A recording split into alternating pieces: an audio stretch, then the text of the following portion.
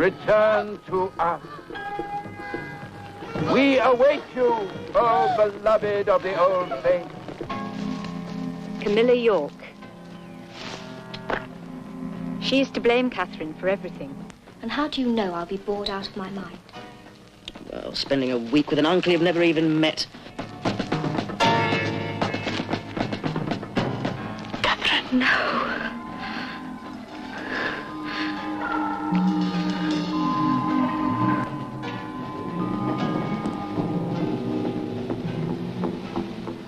So I know why you're going. You're hearing those voices again, haven't you? They're not voices. They're premonitions.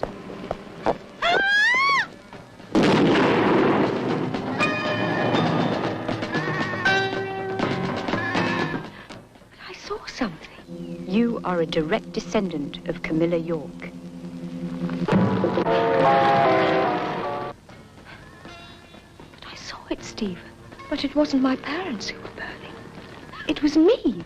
If you've ruined my plans, Stephen, I'll kill you. I can promise you that.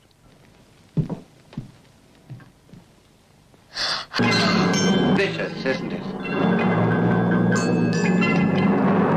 What have I done? You made me fall in love with you. That boy's a complete mystery to me. One moment I fear for his sanity, and the next butter wouldn't melt in his mouth.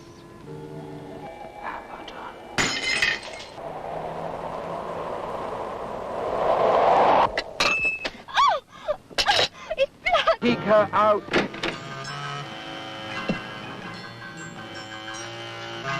It's taken a long time, but now you belong to us. Things were very, very different back in the 1970s. There was a very successful independent film industry in the UK, and there were a lot of films being made at that time, and they were all rushed into production.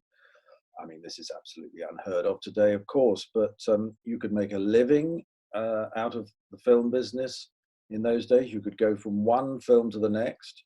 You would be writing a film. It would be in production within weeks of you finishing the screenplay, and within another few months, it had opened in cinemas.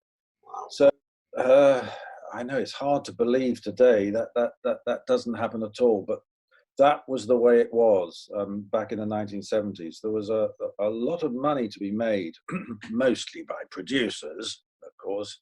Nobody else made much money, but there was a lot of money to be made out of independent film production.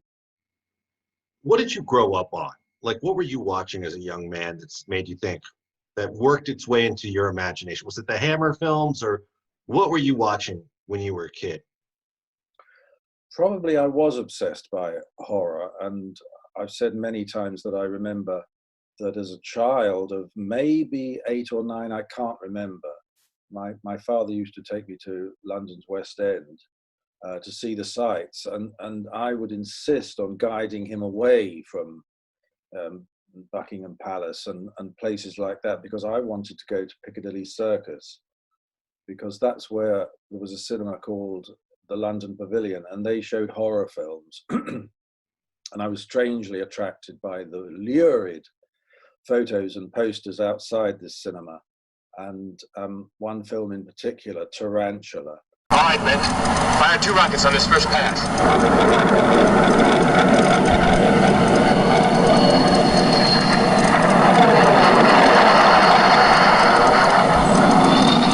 Here goes. Scared the living daylights out of me, and I worried for months and months after seeing the photos of that film for the stars involved. I think it was John Agar and Mara Corday, and they were being menaced by not only a tarantula but hideously misshapen men. And I think that's where it all started. Later, there were horror serials on British television, and I used to love those. I became obsessed with a writer called Nigel Neal, and he was a big influence on me as far as horror was concerned.